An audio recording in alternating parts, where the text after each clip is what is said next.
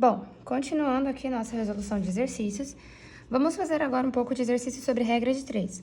Vou fazer um exercício de quando a regra de 3 envolve grandezas diretamente proporcionais, se uma aumenta, a outra também aumenta. E um exercício de grandezas inversamente proporcionais, quando ao aumentar uma delas, a outra diminui. Exemplos de grandezas inversamente proporcionais são, olha só, se uma mangueira leva 8 horas para encher uma piscina, ao usar 4 mangueiras iguais, você vai demorar menos tempo para encher essa piscina. Então, a quantidade de mangueiras e a quantidade de horas são grandezas inversamente proporcionais, porque se aumenta o número de mangueiras, diminui a quantidade de horas que são necessárias para encher a piscina.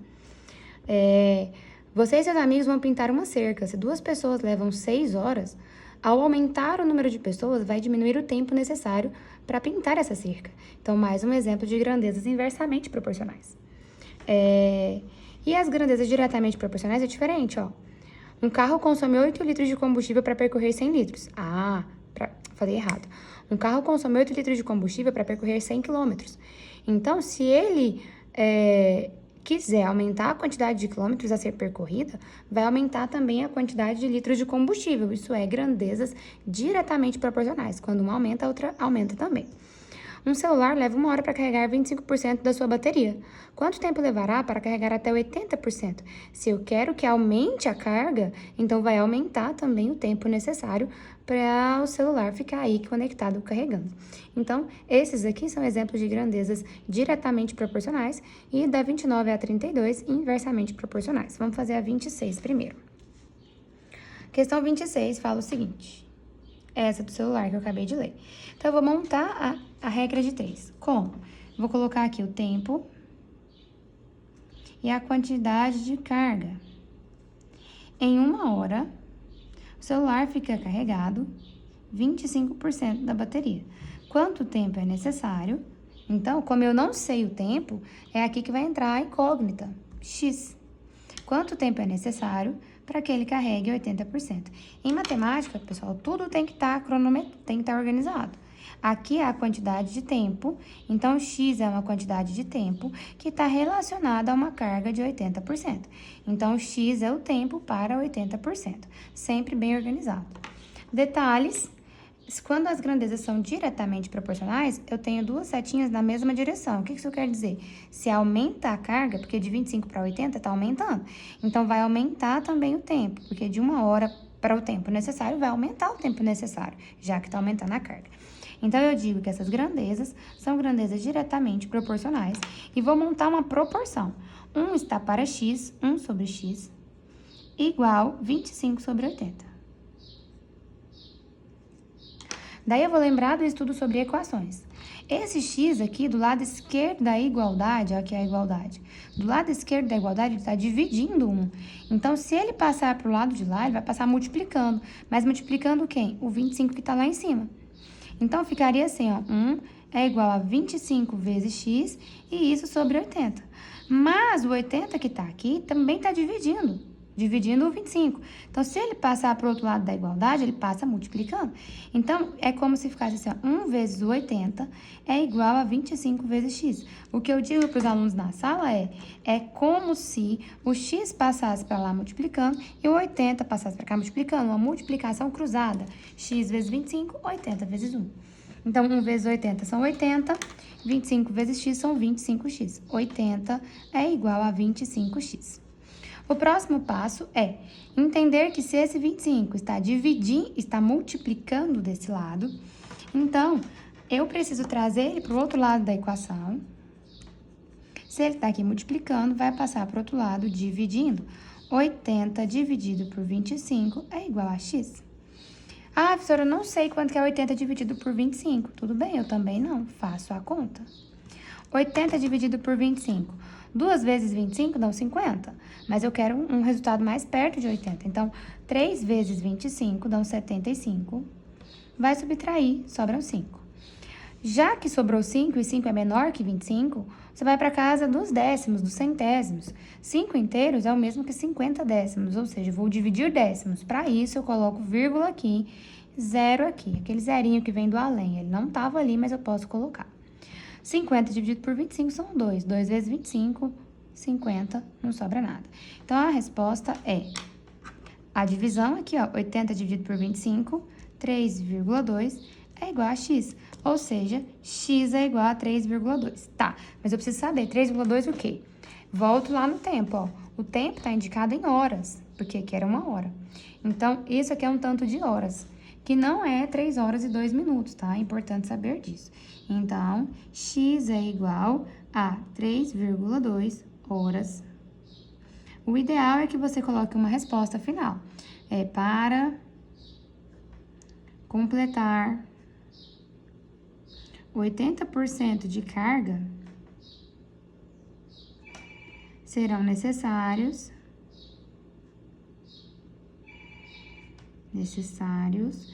3,2 horas. Pronto, é isso aqui, ok? Questão 32. Questão 32, grandezas inversamente proporcionais. Vamos lá. Imagine que você está indo para a escola de bicicleta. Se você pedalar 10 km por hora, leva 20 minutos. Então, vamos anotar essas informações. 10 km por hora é uma velocidade. E nesta velocidade, você demora um determinado tempo.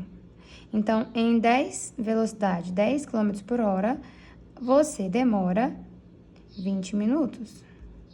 O exercício está perguntando se você resolver pedalar 15 km por hora, ou seja, isso é uma velocidade, 15 km por hora, quanto tempo demorará para chegar à escola?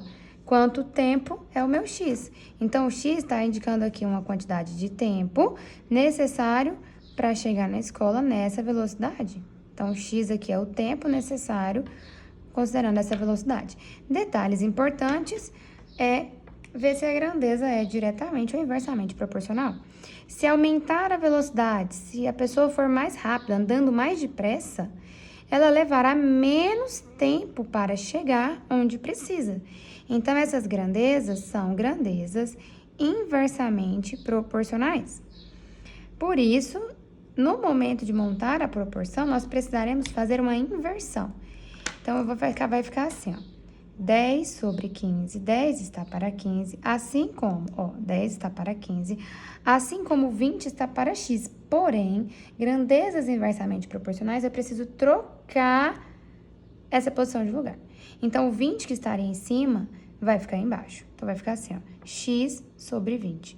Por que isso? Porque grandeza inversamente, eu tenho que inverter alguma coisa para que essa proporção esteja correta. Agora, nós vamos multiplicar cruzado, conforme havíamos comentado. 15 vem para cá multiplicando, 15x, 20 vem para cá multiplicando, 20 vezes 10. Então, vai ficar assim, 10 vezes 20 é igual a 15 vezes x. 10 vezes 20, 200, é igual a 15 vezes o x. Já que aqui são 15 vezes o x, esse 15 passa para o outro lado, dividindo. Então, vai ficar 200 dividido por 15 é igual a x. Não sei quanto que é, ok? Também não. Vamos fazer a conta. Vamos pegar o 2 para dividir por 15? Não, porque ele é menor que 15. Vamos pegar o 20? Sim. 1 vezes 15 são 15, sobram 5. Desce o zero. 50 dividido por 15, bom, na tabuada do 15 não tem 50, mas eu posso ir contando. 15 mais 15, 30 mais 15, 45. Acho que já tá mais perto, porque o próximo dá 60. Então, 3 vezes 15 são 45. Vai sobrar 5? Vai, agora nós vamos colocar vírgula aqui e acrescentar zero aqui. 50 dividido por 5, por 15, 50 dividido por 15, 3. 3 vezes 15, 45, sobra 5. Coloca mais um zero para continuar. 3 vezes 15, 45, sobra 5. Já entendi que isso aqui é infinito, que isso aqui é infinito. Então, como a divisão aqui, ó, 200 dividido por 15, mantenho igual no mesmo lugar, mantenho o x no mesmo lugar. 200 dividido por 15, 13,3333. Então, esse é o x. Já acabei todas as contas que precisava fazer. Portanto, vamos escrever a nossa solução. Solução. Se você, ou se eu, né, não sei, aumentar a velocidade para 15 km por hora, demorarei 13,333 minutos para chegar à escola.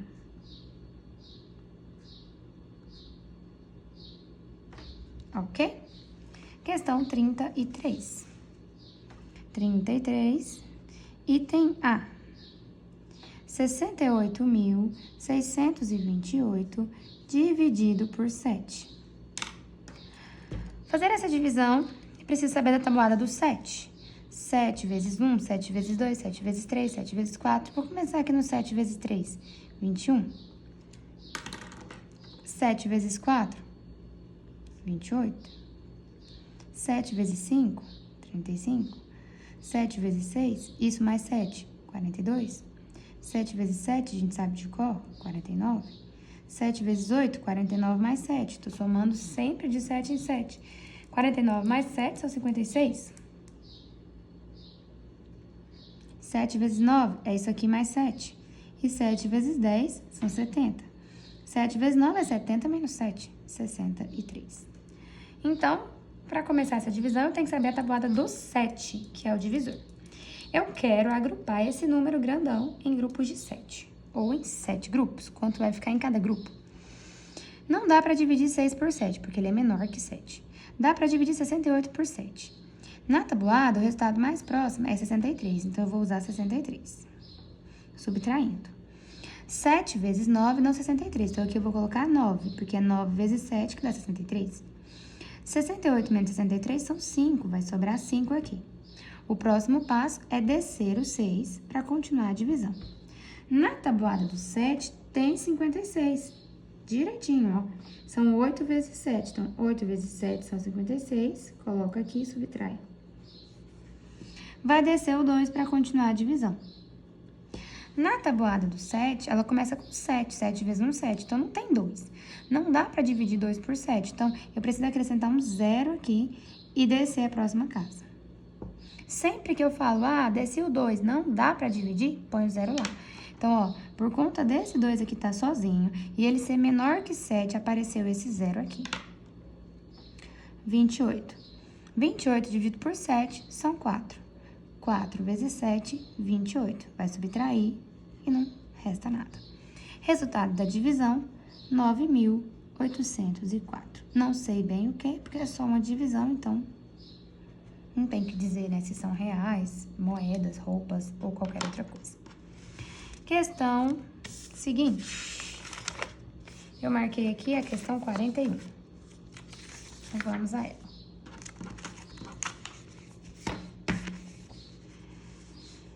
Na questão 41, o que nós temos é: indique as medidas dos ângulos em cada uma das figuras abaixo, escrevendo o passo a passo utilizado na resolução, como se estivesse explicando a um colega como é que se resolve cada item. Então, eu vou resolver o item explicando. Daí, no momento que você for fazer sua tarefa, você pode escrever essa resolução.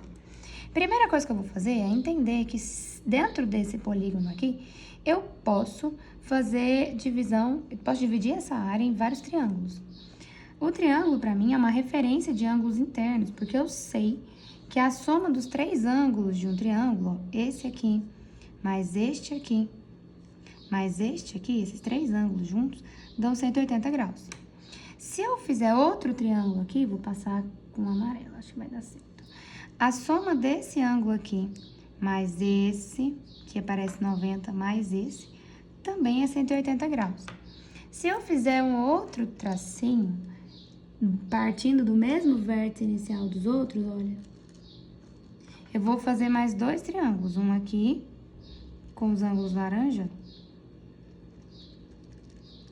Lembrando que a soma de todos os ângulos internos de um triângulo é 180 graus. Aqui 180. E por último, vou colocar aqui de verde. Esses 3 ângulos aqui, ó, também formam um triângulo, 3 ângulos de um triângulo, e a soma é 180. Mas o que que acontece? Por que que isso é importante para nós? Eu reparo que a soma desses 4 ângulos aqui é exatamente um ângulo interno do hexágono. Então, aqui eu tenho um ângulo do hexágono, aqui um ângulo do hexágono, aqui eu tenho outro ângulo do hexágono, outro ângulo do hexágono, mais outro e o último. Ou seja, se eu somar os ângulos internos dos 4 triângulos, eu terei também, automaticamente, a soma de todos os ângulos internos da figura. Então, o primeiro passo é, divide a figura em triângulos. Então, vamos lá. Questão 41. É possível dividir esse hexágono em quantos triângulos? 1, 2, 3, 4. Em 4 triângulos. A soma dos ângulos internos do hexágono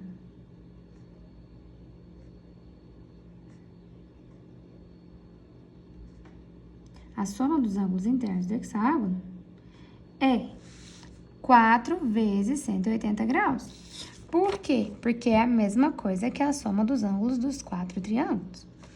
4 vezes 180, professora, não sei. Uai, vamos fazer continha? 4 vezes 0, 0. 4 vezes 8, 32, sobe o 3. 4 vezes 1, 4. Com mais 3, 7.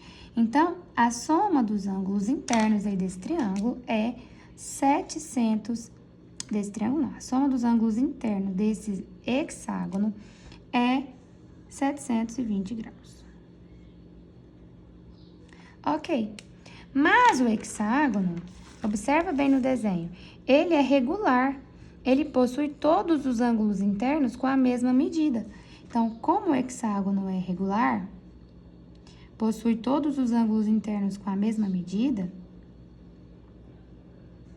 ao dividir 720 por 6 ângulos, nós vamos ter a medida de cada ângulo. Então, vai ficar assim. 7 dividido por 6 dá 1.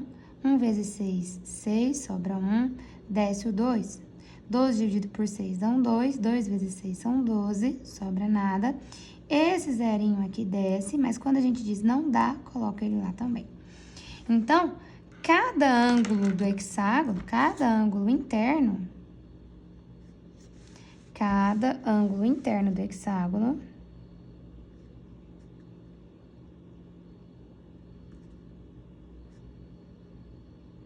mede 120 graus. Tá, mas o que isso tem a ver com o exercício que a gente quer resolver? A gente quer saber esse ângulo aqui de fora. Para descobrir esse ângulo aqui de fora, eu precisava saber o ângulo interno. Já descobri que o ângulo interno é 120. A soma desses dois ângulos, o interno com o externo, tem que dar 180, porque ele é um ângulo raso, o ângulo inteiro é um ângulo raso. Então, se aqui fora, aqui dentro, o verdinho é 120, vou até escrever aqui, ó. Se aqui dentro, no verdinho, é 120, então o ângulo alfa é o que falta para completar 180. Você pode fazer uma subtração. 180 graus menos 120 graus, vai ter a resposta aí do ângulo externo. 0 menos 0 é 0, 8 menos 2 é 6, 1 menos 1 é 0, 60 graus. Então, o ângulo externo, o ângulo alfa, é igual a 60 graus. Enfim, exercício resolvido. Detalhe importante é que o outro exercício aqui, na letra B, é bem semelhante. O que muda é só a quantidade de lados, então você vai poder fazer você vai poder dividir a figura em mais triângulos, tá? Mas a ideia aqui é a mesma, ó.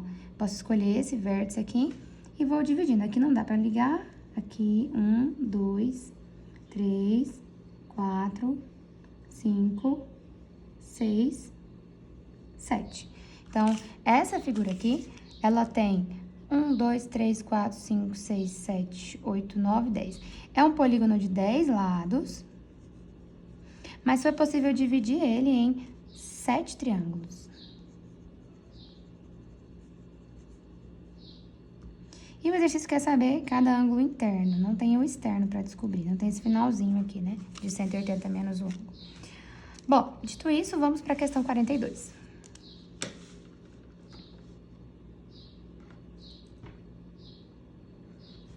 Questão 42. Vou aproveitar o desenho pra gente acompanhar melhor. Olha só, x mais y aqui dá 180. né? Não há dúvida. X mais Y é 180, porque é um ângulo raso. Então, essa soma x mais y é um ângulo raso, 180 graus. Agora, esse quadradinho aqui são 90 graus. O que é preciso saber? A soma dos ângulos internos todos aqui, porque não é um triângulo, né? Se fosse um triângulo, era fácil, eu tinha que somar tudo e ver quanto que falta para chegar em 180. Mas há um detalhe antes de fazer isso, que você precisa saber quanto que é a soma dos ângulos internos. A soma dos ângulos internos de qualquer quadrilátero é sempre 360. Aí vamos entender o porquê. Bom, aqui você tem um triângulo, eu fiz aqui a divisão em 2 triângulos, olha. Esse ângulo azul, mais esse ângulo azul aqui, mais esse ângulo azul, são 3 ângulos de um triângulo, que medem 180 graus. Daí, se eu vier aqui marcar, ó, esse ângulo verde, esse ângulo verde, esse ângulo verde, é mais 180 graus. Portanto, a soma de todos os ângulos aqui dentro do quadrilátero é exatamente 180 mais 180, 360 graus. E o x é o que falta para que 108 mais 90 mais 65 complete 360 graus. Então, eu vou pensar assim, já temos 108 graus, temos também 65 graus aqui embaixo e temos 90 graus ali em cima. Então, vou ver quantos graus nós temos. 8 mais 5 são 13, sobe 1. 1 mais 0, 1. 1 mais 6, 7. 7 mais 9, 16, sobe 1. 1 mais 1, 2. Aqui não tem nada, né? Então, 2. 263 graus é o quanto já temos dentro do quadrilátero. Então, no quadrilátero, já tem 263 graus. Como eu entendi que a soma de todos os ângulos é 360, então nós vamos fazer 360 menos 263 graus. Essa subtração vai me dar a medida do ângulo x. Vou pegar emprestado aqui do 6, vão ficar 5, e aqui 10. 10 menos 3, 7, 5 menos 6 não dá, desagrupa aqui onde é 3, fica 2, vem 1 pra cá. 15, 15 menos 6 são 9, 2 menos 2, nada, 97 graus. Portanto, x é igual a 97 graus. Segunda parte desse mesmo item A, é que se o x é 97, o y é o que falta para que 97 graus complete 180. São ângulos suplementares. Então, 97 para chegar em 180, tem que saber quanto que falta. Então, o y, ele vai ser dado por 180 é o total da soma dos dois, menos 97 graus. Essa continha você pode fazer. Você vai desagrupar aqui o 8, vamos ficar 7, aqui 10. 10 menos 7 são 3, 7 menos 9 não dá, corta 1, fica 17. 17 menos 9, 10, 8. 83. Então, o y é 83 graus. Pronto, o exercício eu queria saber exatamente isso. X e Y, ok? Próxima questão. Se estiver indo muito rápido, você faz uma pausa, vê o seu exercício direitinho, tira a sua dúvida para poder prosseguir. Questão 43 ainda, letra B.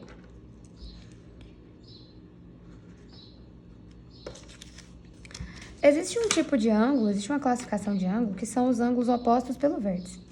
Esses ângulos aqui que eu vou pintar de rosa, ó, são ângulos opostos pelo vértice. Eles têm a mesma medida. Ok? Então, aqui dentro, ó, é 46. Aqui, esse pedacinho aqui, é o tanto que falta de 125 para chegar em 180. Já que esses dois ângulos formam um ângulo raso. De 125 para chegar em 180, eu vou contar nos dedos mesmo, ó, 125 mais 10, 135, 145, 155, 165, 175. Então, de 175 para chegar em 180, faltam só mais 5. Então, são 55 graus esse aqui. Professora, eu não entendi esse cálculo na mão. Então, vem aqui e faça, ó, 125 menos 180 menos 125, para ver quanto que dá. 180 é o ângulo completo, menos 125, que é o que já tem. Vai desagrupar aqui, onde é 8 fica 7, onde é 0 fica 10, 10 menos 5 são 5, 7. 7 menos 2 são 5, e 1 menos 1, nada. Então, 55 graus é esse ângulo aqui dentro. Para finalizar, Dentro do triângulo, nós já temos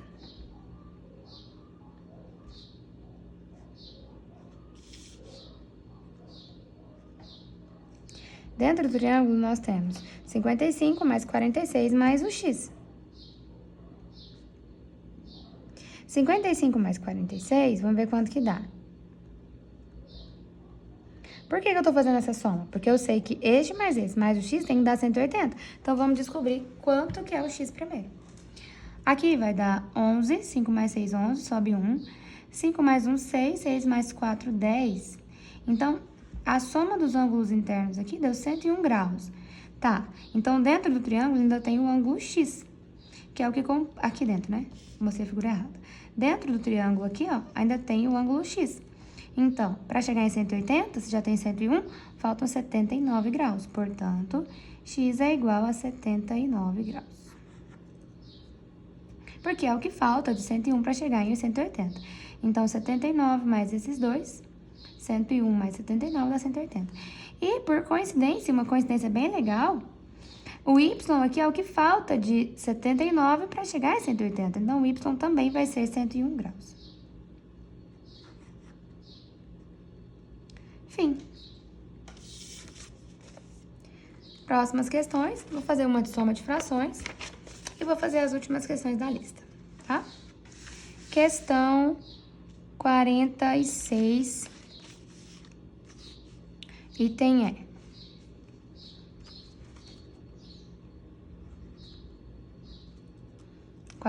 Item E.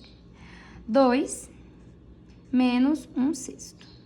Primeira coisa que eu preciso fazer é escrever esse 2, que é uma quantidade de 2 inteiros, como uma fração. Para isso, eu vou colocar 2 sobre 1. Agora, tem fração de denominador 1, fração de denominador 6. Eu preciso saber quanto que dá essa soma, essa subtração aqui. Primeira coisa, MMC. Menor múltiplo comum entre 1 e 6, você pode fazer isso aqui, ó. Fatora 1 e 6 juntos. O só vai dividir o 6. Dividir ele por 2, aqui mantém o 1. 6 dividido por 2 dá 3. 3 é divisível por 3, mantém o 1. 3 dividido por 3 dá 1. E você tem aqui, como resultado dessa multiplicação, 2 vezes 3 é 6. Esse 6 é o novo denominador. Professora, eu sei um caminho mais rápido para fazer isso aqui, ok? 6 é o novo denominador. Então, eu vou colocar 6 embaixo da primeira fração, 6 embaixo da segunda fração. Todas as vezes que você estiver somando frações, você encontrou o novo denominador. Você vai pegar esse número, dividir pelo denominador antigo e o resultado multiplicar pelo numerador antigo. Então, 6 dividido pelo de baixo, o resultado multiplica pelo de cima. Então, vai ficar assim. 6 dividido por 1 são 6. Quer dizer que eu tenho que fazer 2 vezes 6 aqui, ó. Então, 2 vezes 6 são 12. Até mesmo porque, como aqui eram 2 inteiros, 12 dividido por 6 dão 2 inteiros. Toda fração é uma divisão. 12 dividido por 6 é o mesmo que 2. Então, o mesmo que aquilo que estava de azul aqui no começo. Então, eu mudei a forma de escrever, mas eu não mudei o que esse número representa. 6 dividido por 6 dá 1. Então, 1 vezes 1 é 1. Essa daqui não mudou. Por quê? Porque se não muda o de baixo, acaba que também não muda o de cima. Agora, já que tem o mesmo denominador, mantém o denominador. 12 menos 1, 11. Esse é o resultado dessa subtração aí de frações. Letra F. A letra F tinha aqui para nós uma soma com 3 frações, né? Então, seria 1/3 mais 10/12, que pode ser até simplificado, né? 10/12, menos 5/9. Para resolver isso, nós vamos, primeiramente, fazer MMC entre 3, 12 e 9. MMC sempre dos denominadores. Uma dica que eu dou é, se tem número par aqui, divide primeiro por 2. O 3 não é divisível por 2, então vai anotar 3. 12 dividido por 2, 6. 9 é ímpar, então não divide por 2, mantém. Ainda tem número par, o 6 é par, então vamos dividir por 2 novamente. Sabendo que 3 e 9 não são divisíveis, então vão continuar assim. 6 dividido por 2 dá um 3. Pronto. Ímpar, ímpar, ímpar. Não tem mais número par, não tem por que dividir por 2. Agora eu vou tentar dividir aqui por 3. 3 é divisível por 3, dá 1. 3 é divisível por 3, dá 1. 9 dividido por 3 dá um 3. E para continuar, eu vou dividir por 3 novamente. 1 já foi, então não precisa dividir mais. 3 dividido por 3, 1. Fim. Assim que eu chego em 1 para todo mundo, eu vou multiplicar esses resultados aqui, ó, para saber quem será o novo denominador.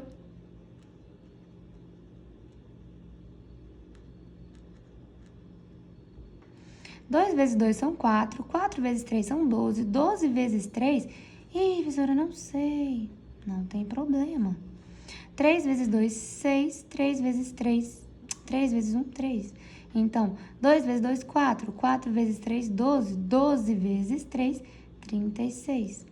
36 é o novo denominador. Então, na hora de resolver, nós vamos colocar 36 aqui embaixo. Mantém as operações, ó. 36, 36, 36. Aqui era menos, continuou menos. Aqui era mais, continuou mais. E agora nós vamos dividir pelo de baixo e o resultado multiplicar pelo de cima, para todo mundo. 36 dividido por 3, a gente já sabe quanto que dá, né? 36 dividido por 3, a gente fez essa conta aqui semelhante agora. 36 dividido por 3 dá 12, 36 dividido por 12 dá 3. 36 dividido por 3 dá 12, então quer dizer que aqui eu vou fazer vezes 12. 36 dividido por 12 dá 3, então quer dizer que o 10 eu tenho que multiplicar por 3. 36 dividido por 9 dá um 4, porque 4 vezes 9 que dá 36. Então, aqui você vai multiplicar por 4. Agora, vamos pôr os resultados aqui em cima. Lembrando que sempre que mudar o de baixo, obrigatoriamente tem que mudar o de cima. 1 vezes 12 são 12. 10 vezes 3 são 30. 5 vezes 4 são 20. Pronto. Mudamos os denominadores e os numeradores também. Agora, se todo mundo é sobre 36, eu posso colocar tudo aqui sobre 36. Fazer continha, ó. 12 mais 30 menos 20. 12 mais 30, 42. 42 menos 20, 22. 22 36avos, que você, como é um menino e uma menina muito inteligente, vai simplificar. 22 dividido por 2, 11. 36 dividido por 2, 18. Fim. Por coincidência, as duas que eu fiz deu o numerador 11. Só coincidência, ok? Fim para essa questão. E questão 47. Questão 47 traz um contexto bastante interessante. Vamos lá. Gabriela é professora do ensino médio, visando redirecionar melhor as suas aulas para o interesse dos estudantes, realizou uma pesquisa com os alunos do primeiro ano do Colégio SP. Após algumas dinâmicas e entrevistas, condensou as informações sobre a intenção da carreira dos alunos no gráfico a seguir. Então, dos alunos de Gabriela, 25% prefere exatas, 40% prefere humanas e 35% prefere biológicas. Isso foi no primeiro ano do ensino médio, conforme está escrito aqui no enunciado. Ó, bem aqui, ó. Alunos do primeiro ano. Quando os mesmos alunos, os mesmos que responderam essa pergunta, estavam no terceiro ano, a professora repetiu isso tudo com eles e notou que, com relação aos dados anteriores, 5/16avos daqueles que estavam aqui em humanas migraram para exatas. Então, 5/16avos de todo mundo que estava aqui veio para cá, porque a gente sabe que exatas é muito melhor do que humanas, não é mesmo? Admitindo que não hajam outras migrações só de humanas para exatas, atualmente, determine quantos alunos do terceiro ano estão atualmente interessados em exatas e também em humanas, sabendo que o número dos participantes dessa dinâmica foi 400. Bom, primeira coisa, eu não sei quantos alunos estavam aqui, eu não sei quantos alunos estavam aqui. A primeira coisa é saber quantos alunos do primeiro ano estavam em humanas e quantos alunos do primeiro ano estavam em exatas. Eu vou precisar, para isso, fazer um cálculo de porcentagem. Então, questão 47. Anotação importante. O total de alunos era 400 alunos. Desses 400 alunos, 40% estavam em humanas. 40% de quê? 40% de 400. Então, a primeira coisa que eu vou fazer é calcular quantos alunos estavam em humanas. E vou calcular aqui do lado também quantos alunos lá na primeira pesquisa estavam em exatas. Conforme o gráfico, eram 25%. 25% de 400 estavam em exatas. Agora, como que calculo isso aqui? Fração, vou transformar a porcentagem em fração, 40 sobre 100 de 400. E na outra, 25%, 25 sobre 100 de 400, que 400 é o total. Uma dica é, primeiro divide, depois multiplica. Primeiro divide e o resultado multiplica. Igual a gente faz com fração, divide pelo de baixo, multiplica pelo de cima. 400 dividido por 100, bom, 400 dividido por 100, 400 em notas de 100 são 4. Então, é como se eu cortasse esses zerinhos aqui, 400 dividido por 100 dá 4. Então, 4 vezes 40 é o resultado aí da minha porcentagem, que é 160 alunos preferiam humanas. Agora aqui, 400 dividido em grupos de 100 dão 4 grupos. Então, eu vou fazer vezes 4. 400 dividido por 100, 4. 4 vezes 25 é o resultado aí da minha porcentagem. 4 vezes 25, 25 mais 25, 50. 50 mais 50, né? 100. Então, 100 alunos preferiam exatas. Exatas, 100 alunos. Humanas, 160 alunos. Daí, o que vai acontecer? O exercício disse o seguinte: dos interessados em humanas, de 160, 5/16 passou para exatas. Então, vai sair um tanto daqui e vai vir para cá. Eu preciso saber que tanto que é esse. 5/16 de 160 alunos. Como faz essa conta? Vamos lá. Fazer essa conta aqui. Mesma coisa da fração ali na porcentagem. Divide pelo de baixo, multiplica pelo de cima. 160 dividido por 16, não sei, professora, faz a conta. 16 dividido por 16 dá 1. 1 vezes 16, 16, sobra nada. Traz o zerinho para a resposta, 10. 160 dividido por 16 dá 10, então quer dizer que é 10 vezes 50 que você vai fazer para terminar seu cálculo. 10 vezes 5, né? 10 vezes 5 que você vai fazer para terminar seu cálculo. A resposta, 50. 50 alunos migraram. Se 50 alunos migraram, vamos entender isso aqui melhor. Humanas tinha 160. Então, eu vou tirar 50 alunos daqui. Tinha 160, mas saíram 50. Sobram 110 alunos em humanas.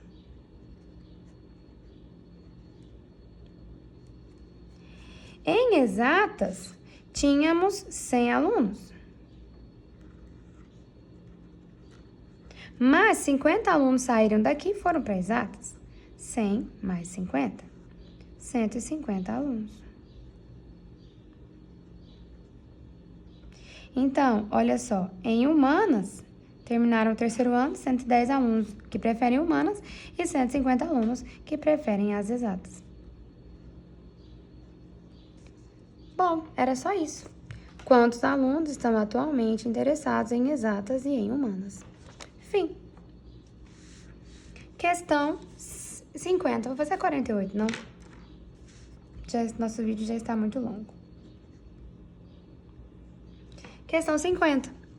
Usando os dados coletados na plataforma do IBGE, foi possível construir um gráfico de setores considerando a distribuição da população brasileira nas grandes regiões do país. Grandes regiões: Sul, Sudeste, Nordeste, Norte e Centro-Oeste.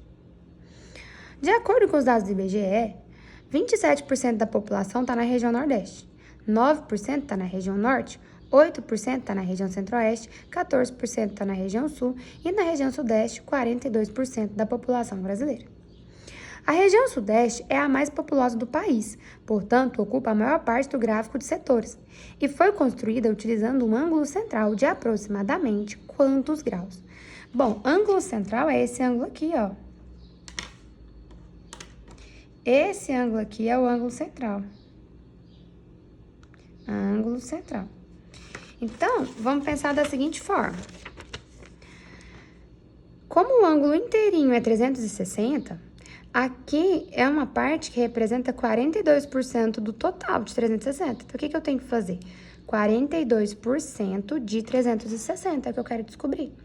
Ou, inclusive, como foi dada aqui a dica para vocês, a gente pode fazer isso por regra de 3. Para a região norte, 100%, o ângulo é 360 graus. 100% é o gráfico inteiro, 100% é sempre o total. O total do gráfico é um ângulo de 360. Então, 9%, que seria da região norte, que tá lá, ó. Então, esse ângulo aqui representa 9% do total. Então, 9% é qual grau, qual a quantidade em graus. Põe aqui o x, multiplica isso cruzado e descobre. Aqui estava uma dica de como resolver. Nós podemos resolver de duas maneiras, então. Usando regra de 3, considerando que 100% do gráfico seria um ângulo de 360 graus. 42% do gráfico é um ângulo de x graus, que eu não sei quanto que é, mas eu posso descobrir. Então, vamos fazer assim, ó. Se diminui a porcentagem, vai diminuir o ângulo. Então, é grandeza diretamente proporcional. 100 está para 42, assim como 360 está para x. Esse 42 está aqui dividindo, passa para cá multiplicando. Esse x está aqui dividindo, passa para cá multiplicando. 100x é igual a 360 vezes 42. 100x é o resultado dessa multiplicação, que quando a gente não sabe de cor, a gente faz continha. 360 vezes 42. 2 vezes 0, 0. 2 vezes 6, 12. 2 vezes 3, 6, com mais um 7. 4 vezes 0, 0. 4 vezes 6, 24. 4 vezes 3, 12. Com mais 2, 14. Somando isso daqui, 0, 2, 7 mais 4, 11, sobe 1. 4 mais 1, 5 e 1 aqui. Não tem vírgula, então o resultado da multiplicação é isso. 15.120. Isso não tem problema, 15.120. Agora, esse 100 aqui, que está multiplicando x, vai passar para o outro lado dividindo. Então, o nosso x é 15.120 dividido por 100. Simplifico isso aqui dividindo por 10. 15.120 agora virou 1.512 dividido por 10. Então, nosso x é igual a 1.512 dividido por 10.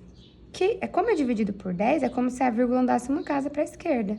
Então, vai ficar 151,2 graus. Essa é a resposta, letra aproximada, letra D.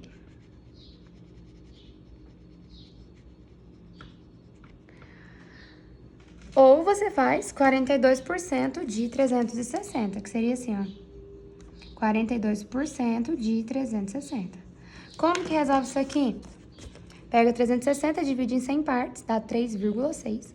3,6 vezes 42. Então, 42 vezes 3,6 dá exatamente 151,2. É outro caminho, tá? Sem ser por regra de 3. Bom, é isso. Espero que vocês consigam terminar o trabalho. E na segunda-feira a gente faz mais dúvidas na sala de aula. Desejo bom feriado, bom final de semana e bons estudos. Lembrando que eu deixei aqui 2 frases motivacionais para vocês, ó. O preguiçoso deseja, mas coisa nenhuma alcança. Porém, o esforço do diligente será recompensado. Lembre-se, pessoas podem tirar tudo de você, menos o seu conhecimento. Bons estudos!